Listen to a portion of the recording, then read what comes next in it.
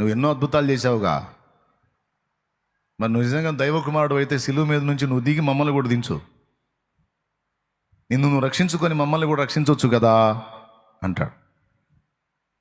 అప్పుడు కుడివైపు ఉన్న దొంగ అంటాడు, రై నోర్మై, వినలేదా ఆయన ప్రేమ, చూడలేదా ఆయన క్షమాగుణం?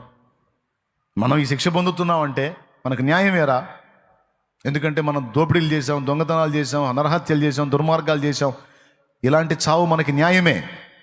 కానీ ఈయన నేను అబ్జర్వ్ చేస్తున్నాను రా, ఒక్కసారి కూడా ఒక్క తప్పు చేసినట్టు నాకు కనబడలా,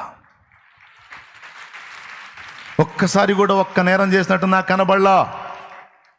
తాకి స్వస్థపరిచాడ్రా, పలికి స్వస్థపరిచాడ్రా, దీనుల్ని ఆర్తుల్ని అన్నార్తుల్ని ఆదరించాడ్రా, కడుపులు నింపాడ్రా, బాగు చేశాడ్రా, బ్రతికించాడ్రా, ఎవ్వరికి ఏ హాని చేయలేదురా. మనం శిక్ష పొందటం న్యాయం కానీ ఆయన శిక్ష పొందటం న్యాయం కాదురా. ఖచ్చితంగా నాకు అర్థమవుతుంది, ఈ శిక్ష మన కోసమే. ప్రభువా, నీవు నీ రాజ్యంతో కూడా వచ్చినప్పుడు నన్ను జ్ఞాపకం చేసుకుంటావా అయ్యా అన్నాడు. నన్ను జ్ఞాపకం చేసుకుంటావా? అప్పుడు యేసు ప్రభు అన్నాడు. ఎడమవైపు నోడు మాట్లాడినప్పుడు యేసయ్య మాట్లాడలా, కుడివైపు ఉన్న దొంగ ఈ మాట పలికినప్పుడు అప్పుడు ఆ మరణ వేదంలో ప్రభు మాట్లాడుతూ, రెండవ మాటగా సిలువలో ప్రభు మొదటి మాట, తండ్రి వీరేమి చేయుచున్నారు, వీరు ఎరుగరు, వీరిని క్షమించు అనే మాట. ఇది రెండవ మాట, నేడు నీవు నాతో కూడా పరదైసులో ఉందో అంటాడు.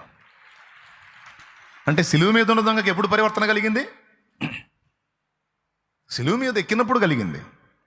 ఒకవేళ అతను కింద నిలిచి ఉన్నట్టయితే యేసు ప్రభు ఏం చెప్పాడు తెలుసా? కుమారుడా, వెళ్ళి బాప్తిస్మం పొంది రక్షణ పొందు నాయనా అనేవాడు. కానీ ఇప్పుడు వాడు బాప్తిజం పొందే ఛాన్స్ లేదు, ఎందుకంటే శిక్షలోకి వచ్చాడు. రోమా సైనికులు వదిలిపెట్టరు.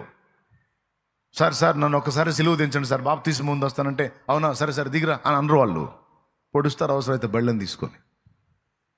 కాబట్టి వానికి ఛాన్స్ లేదు కాబట్టి పరదైసుకు తీసుకెళ్ళాడు. నీకేం మాయ రోగం అని నేను అనలే, కానీ నువ్వు బాగానే ఉన్నావుగా, సిలువ మీద దొంగపోయాడు, నేను కూడా అంతే పోతానని ఎందుకు ఈ ముచ్చట్లు ఎటకారాలు?